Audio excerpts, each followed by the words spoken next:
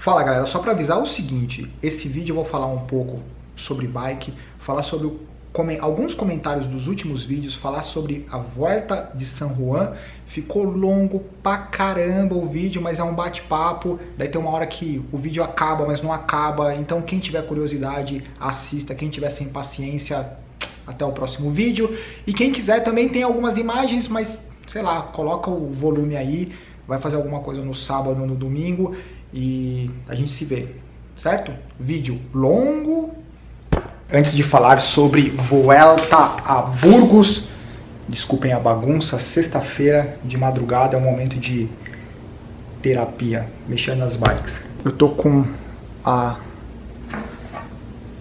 Gravel e com a 3R5. Daí o que eu quero fazer é o seguinte, eu vou passar aquela roda da Brave que vem na 3R5 para a bike de gravel, porque também vem com uma roda de alumínio de gravel, só que essa roda é mais pesada, é mais básica e aquela roda é melhor. Então a roda da 3R5 vem para cá e o protótipo da Session vai para 3R5. Daí eu fico com a roda aerodinâmica na bike que é aerodinâmica e uma roda melhor aqui. Qual que é o motivo, Samuca? Tem um motivo lógico, mas o que importa é a terapia da sexta-feira, certo? Volta a Burgos. É legal ver os caras acelerando de novo, né? Cara, meu Evanopel é forte, hein? Pelo amor de Deus. Deixa eu aproveitar um intervalo aqui entre coloca pneu, tira pneu. Como eu disse, é muito legal ver os caras na estrada de novo. Não é bem um review das 3, 4 primeiras etapas, apenas para voltar àquelas discussões interessantes sobre o que acontece nas voltas ciclísticas. Eu acho que especialmente nesse momento a gente precisa lembrar que os atletas profissionais eles estavam espalhados aí pelo planeta, alguns países com restrições menos severas, outros países com restrições mais severas, os atletas com objetivos completamente perdidos, espalhados. É muito difícil manter o foco se você não sabe qual que vai ser a sua próxima prova. Eu estava até assistindo uma live que o Indinho participou, o Indinho que sempre está presente aqui da equipe de Ribeirão, e ele estava comentando na live que ele estava participando que é difícil, né? Então assim, na cabeça dele, ele se mantém treinado durante o ano de 2020, mas já está prospectando 2021 para ser o ano dos grandes objetivos. Mas falando da competição de Burgos, na primeira etapa, quem ganhou foi Grobschartner Felix, que é o ciclista da Bora. Os favoritos, ou entre os favoritos, era o Alejandro Valverde, mesmo porque a competição é na Espanha, então fica aquele favoritismo. O Alejandro Valverde, a gente tem que lembrar que, o cara tá quarentão e tá andando com a molecada, só que o Félix, ele saiu ali meio que antecipado, antes de chegar na parte mais inclinada, o cara foi embora, todo mundo ficou se estudando, ninguém fechou o gap, o cara faturou a vitória, bem bacana. Daí em segundo chegou o João Almeida, e em terceiro o Alejandro Valverde, que não era favorito à toa, certo? Mikel Landa, o meu amigo Mikel Landa, em quinto, David Gaudu. O David Gaudu tá andando muito, e o Remco Evenepoel, e a gente vai falar mais dele, é claro, em décimo. Na segunda etapa ainda era muito engraçado que na largada os caras chegavam com um revolvinho de temperatura, né? Os ciclistas com as máscaras, todo mundo com máscara pelo menos até o horário da largada. Eu acho super importante, eu espero que os atletas eles estejam enxergando isso muito mais do que um protocolo, mas uma proteção para eles, porque a gente precisa lembrar que o ciclismo foi um dos primeiros esportes, lá no começo do ano, eu acho que em Dubai, que tiveram alguém da equipe contaminado, não sei o que, e daí eles cancelaram porque, em geral, o sistema respiratório deles, ele é muito frágil, eles são muito sensíveis a resfriado e etc., porque os caras sempre estão com o sistema imunológico lá embaixo, daí aquele velha história, condicionamento físico lá em cima, sistema imunológico lá embaixo. E os caras, e geralmente, infelizmente, essa doença que está por aí afeta muito o sistema respiratório, então para os caras seria trágico, né? E todo mundo passa pelo protocolo, todo mundo com máscara. O pessoal da equipe UAE do Fernando Gaviria, eu acho que tiveram 2 ou 3 que não largaram na segunda ou na terceira etapa, porque eles tiveram contato com pessoas que tiveram resultado positivo. Daí o Fernando Gaviria faturando, ele é muito forte. O Fernando Gaviria é um cara que eu espero que nesse ano ele encontre de novo o caminho da vitória, como parece que está acontecendo. Ele é o típico sprintista raiz, é aquele cara que vai para cima na última curva, o cara vai sem medo, ele vai, esquece freio. Se eu for parar lá na parede, eu parei na parede, mas para os caras não tem medo não. Em segundo, o Arnaud Démare, em terceiro, o Sam Bennett. Eu espero que 2020 e 2021 comecem a aparecer novamente aqueles 10, 15 caras que podem ser grandes sprintistas, porque isso dá um tchan especial nas etapas planas, quando você tem bons sprintistas, porque daí as equipes, fica aquela guerra nos 5, 10 quilômetros finais para ver qual equipe que vai conseguir deixar o sprintista na melhor posição. Daí na classificação geral não mudou nada, só teve uma acomodação dos tempos, mas nada muito importante. Terceira etapa, com o finalzinho casca no Picon Blanco. Foi muito bacana, porque obviamente a etapa com final em montanha, você vai tendo a seleção natural dos caras que tem perfil para classificação geral, ou nesse caso para caras de provas clássicas também, mas que são caras que sobem bem. Entre essa limpeza que teve ali, no final das contas, o Remco Evenepoel, ele esperou, ele foi super paciente, isso foi o que me chamou mais atenção. O cara tem 20 anos, né? Tinha o pelotãozinho principal, incluindo o Esteban Chaves, tinha uma galera, tinha uns 8 caras, e foi diminuindo o grupo, e todo mundo colocou ritmo, não sei o que, eles foram pegando os componentes da fuga inicialmente, e o Evenepoel quietinho lá atrás. O Evenepoel, ele só atacou quando, se eu não me engano, o Esteban Chaves chegou no último da fuga, ou seja, ninguém mais tinha uma motivação extra, porque até então o Esteban Chaves estava ali na frente, estava se sentindo bem, o que é muito bacana. Eu fiquei muito feliz em ver o Esteban Chaves. Eu gosto do Esteban Chaves, eu acho que ele merece pelo menos um ano, ou pelo menos ter uma ótima participação em uma grande volta, porque ele é um cara super carismático, ele é um cara que realmente, assim, se eu puder torcer para ele, eu vou torcer até o último. Só que ele estava muito mais na raça do que na estratégia, e por incrível que pareça, o Evenepoel, com 20 anos, ele é um monstro fisicamente. Então assim, quanto mais forte o cara é, quanto mais acima da média o cara é, mais difícil é você enxergar um cara paciente. Até mesmo entre a gente, pode ver, no seu grupo de pedal, geralmente o cara mais forte, ele é um cara que ele não é paciente, ele gosta de ficar na frente, ele gosta de ficar fazendo força. Daí quando você pega um cara que ele é forte e é paciente, o cara vai para ganhar. Porque o cara que só é forte, ele só anda na frente. Daí alguém dá na cabeça dele no final. O cara que é forte e é paciente, pronto. Daí o Evenepoel esperou. A hora que não tinha mais motivação nenhuma para ninguém, era só a linha de chegada, era motivação. Ele foi embora, vitória linda. Super curioso para saber o que vai acontecer com a Deceuninck Quick-Step, porque agora ela está com muitos talentos que vão além das vitórias apenas por etapa, né? Julien Alaphilippe, Remco Evenepoel, então vai ser interessante observar como que eles vão lidar com tantos talentos ali dentro da equipe. Aproveitando, eu vou falar alguns comentários aqui, que eu fiz uns prints do vídeo da Specialized. Samuca, gosto muito da sua análise porque não tem nada de passional. Você é frio calculista se tratando de bicicleta. Antes que eu esqueça, eu prefiro a Trek. Galera, o que acontece quando eu vou falar sobre a bicicleta? Algumas pessoas acham que, eu estou falando mal da bicicleta ou alguma coisa do tipo. Eu acho que é exatamente o que ele falou. Eu não sei por que algumas pessoas escutam alguma crítica como algo ofensivo. É a mesma coisa que se alguém estiver fazendo uma crítica para o meu vídeo, eu enxergar de uma forma ofensiva, né? Se eu estou enxergando de uma forma ofensiva, eu estou pressupondo que eu sou perfeito, certo?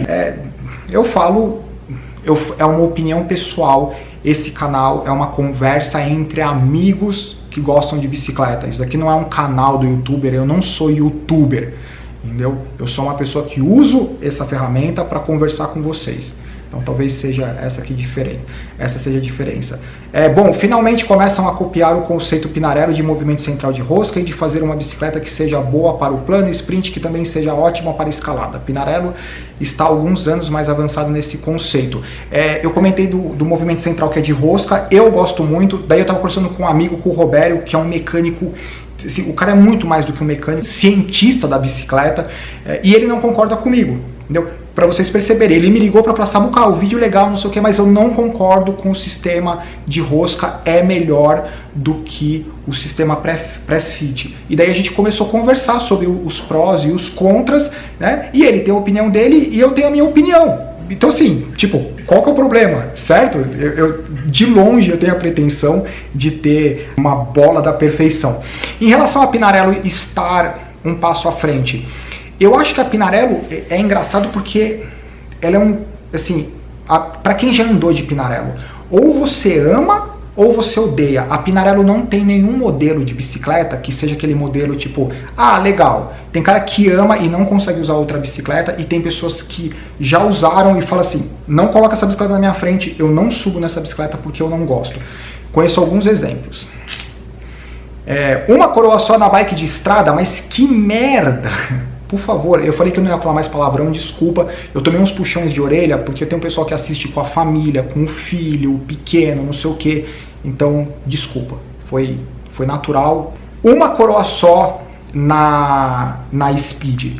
Quando eu comentei isso, foi assim, algumas pessoas entenderam que, se a Specialized fizer... Não, no modelo 2021 eles vão disponibilizar. Não é que vão no futuro de que não existe essa possibilidade. Não tem a imagem da bicicleta, mas a bicicleta, você tira o câmbio dianteiro, coloca o acabamento e você pode usar. Eu falei da SRAM porque a SRAM tem o grupo lá de contrarrelógio, que é uma coroa e 12 velocidades. O que eu quis dizer é o seguinte, eu não quis dizer que eu apoio necessariamente uma coroa. O que eu quis dizer eu acho que depende da demanda, porque uma coisa é ser a transmissão perfeita, outra coisa é demanda. Nem sempre as pessoas fazem uma compra técnica. Às vezes as pessoas falam assim, uma coroa para mim é o suficiente. A palavra range caiu no gosto das pessoas, então as pessoas sempre vão defender a variação da marcha pelo range. Eu gosto de defender escalonamento, por quê? Porque na minha profissão como treinador, eu sei a importância de você ter adequações suaves da quantidade de movimento com a troca de marcha. Na verdade, a função da marcha seria, qual que é o seu movimento, qual que é o seu melhor movimento, o seu melhor padrão de movimento? 85, 90 RPMs. A marcha, a princípio, ela deveria servir para... independente da velocidade que você está, do que você está fazendo, independente disso, a marcha vai permitir com que você se mantenha pedalando entre 85 e 90 RPMs. Por quê? Eu estou dando um exemplo. Para o ciclista que ele é mais eficiente entre 85 e 90, isso quer dizer que ele consegue produzir mais potência com menor gasto energético. Agora, quando você tem um range gigante e você tem gaps, você passa a não conseguir trabalhar no seu melhor RPM. Né? Você tem marcha para subida super inclinada, você tem marcha para descida super íngreme, entendeu? Mas ao longo do seu pedal, talvez você tenha dificuldade de perceber que você não está no seu melhor RPM. E isso faz com que você gaste mais energia. Na verdade, isso seria uma conversa individual com cada pessoa, né? Porque o equipamento ele deve servir às suas características. O equipamento não é o range, o equipamento é o percurso e etc. Pode ser uma conversa, ficar uma conversa bem longa, né? Conteúdo Animal comentou. A bike pode ser...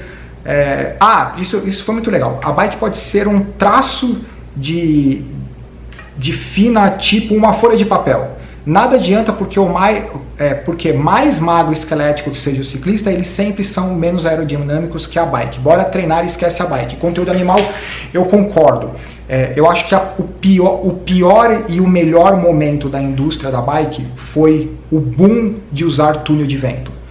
Porque eles se concentraram em colocar a bicicleta no túnel de vento. Daí eles ficavam falando que a bicicleta é mais rápida. Como que a bicicleta, ela anda sozinha? Não. Então assim, eles colocavam a bicicleta, faziam uma bicicleta extremamente rápida. Isso queria dizer, com a frente, com o head tube pequenininho, uma bicicleta super agressiva, super aerodinâmica, que consequentemente ela tinha que ter uma menor área. Ela tem que ser uma bike mais baixa, mais longa. E daí os ciclistas, poucos ciclistas conseguiam se colocar naquela posição.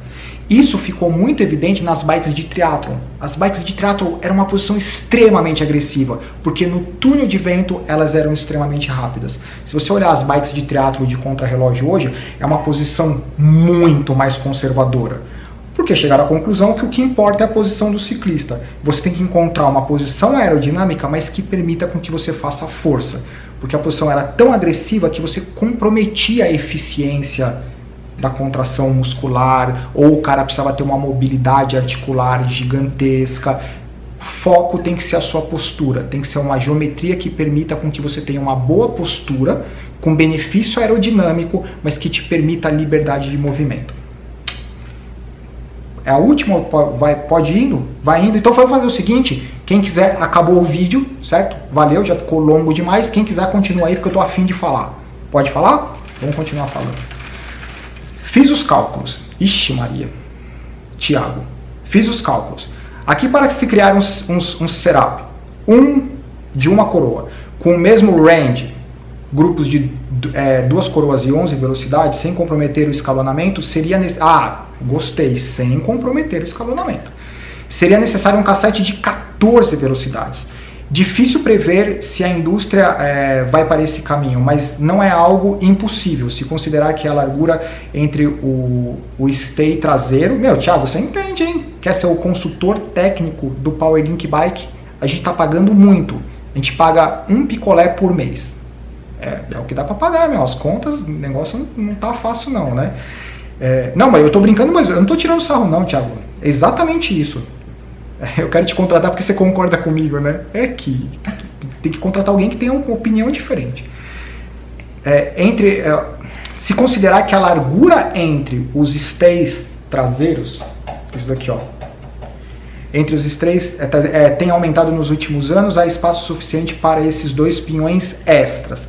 Creio que a mountain bike alcançou seu auge e o range de escalonamento com 12 velocidades. Seria 14 velocidades o grupo definitivo para as roads. Eu não sou contra uma coroa, pelo contrário, entendeu? Eu gosto do escalonamento, mas, por exemplo, nem sempre para os lugares que eu pedalo, às vezes eu preciso de 7, 8 marchas. Isso depende do lugar que pedala, entendeu? Essa comparação que ele fez é super pertinente. Se você pegar um grupo 2x11, você precisa de 14 velocidades para... Thiago, você é o cara, meu. É o mesmo range e o mesmo escalonamento, certo? Virou bate-papo mesmo. Obrigado pela presença de vocês. Porque daí eu gosto de falar sobre isso, porque você pedalar fora do seu RPM, você consegue.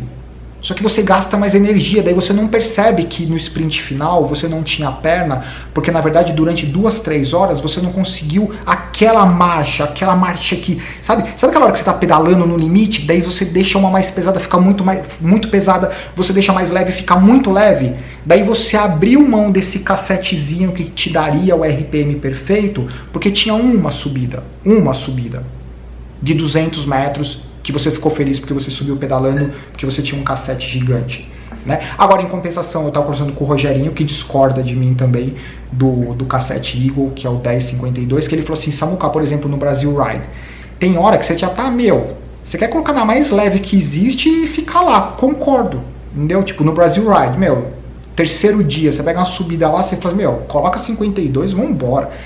Entendeu? Tudo tem o seu... É tudo uma escolha técnica, só não pode ser uma escolha de marketing. Gilvan. Vejo que essa tendência de usar uma coroa vai criar um comportamento, coleção de coroas, uma para cada situação. Algo parecido com os atletas de pista. Eu concordo, eu não sei se é uma coleção de coroas ou uma coleção de cassete. Por exemplo, imagina só, você vai para um lugar que você sabe que tem pouca subida. Daí você pega um cassete, você pega uma coroa e daí você pega um cassete, por exemplo, de 14 velocidades, 14 velocidades, tipo 10,40. Cara, você tem o escalonamento muito pequenininho. É impossível você não encontrar uma boa marcha. Daí, por exemplo, você pega um lugar que é muito casca, tem muita subida. Daí você pega, por exemplo, um cassete que é 10, sei lá, 53. Entendeu? Eu acho que vai ter uma coleção. O certo seria ter uma coroa, mas uma coleção de cassetes e também de coroa. Porque hoje em dia eu troquei a coroa da minha mountain bike em, sei lá, em 5 minutos. Entendeu? É uma chave, que é a mesma chave de pedal. Ali, ó, a Volcano. Eu troquei a coroa é ridículo. Você precisa de uma chave torque e uma chave de pedal. Mas não é todo mundo que gosta de mexer na bike, então tem que entender esse lado. Luiz Felipe Cortati.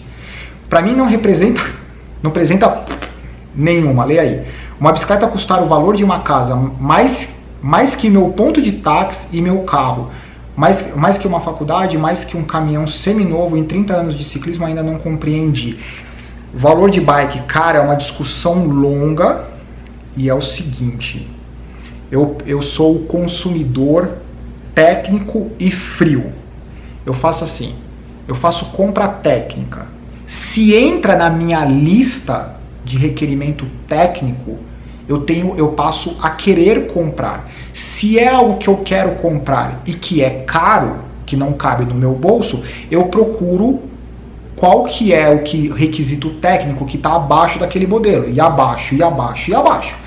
Daí o problema é que agora você tem que ir no subterrâneo para encontrar uma bicicleta que tem um requisito técnico com um valor acessível. Agora, a palavra ser caro é muito dinheiro. Ou a gente está ficando pobre ou as bicicletas estão ficando caras. Ou nós, como consumidores, nós estamos exigindo entre aspas. A gente fica muito feliz porque a bicicleta está 50 gramas mais leve. Então assim, é fresquinho porque vende mais porque é fresquinho, não sei. Mas quando se fala, por exemplo, na carga tributária e etc., eu vou dar um palpite aqui que não é o meu know-how. Eu acho que a reivindicação de diminuir a carga tributária só para comprar para a bicicleta ser mais barata, eu acho que esse não é o melhor argumento para as pessoas que são ativistas em relação a isso. Eu acho que para as pessoas que são ativistas em relação a isso, esse é um argumento muito pobre. Ah, eu não quero pagar 90 mil, eu quero pagar 50 mil. Mas por que a gente vai mudar a carga tributária por isso? Eu acho que um argumento mais condizente seria, se você abaixar a carga tributária, quantos empregos serão gerados?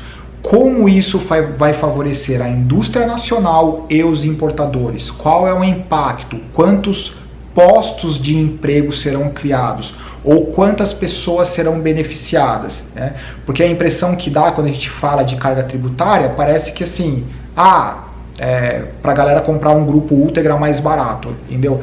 Eu acho que se eu tivesse num cargo que é um cargo que representasse o poder de alteração ou pelo menos de reformulação dessas regras, eu acho que eu gostaria de escutar um argumento mais sólido, algo que tivesse alguma coisa além do que só o preço da bicicleta. O número aqui da câmera está ficando vermelho, eu me empolguei, não parei de falar.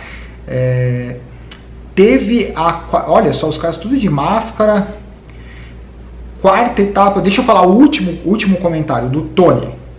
Hoje pensei em vários nomes para a Soul. Ele tá falando do último vídeo Galera, eu falei que eu passei vergonha no último vídeo.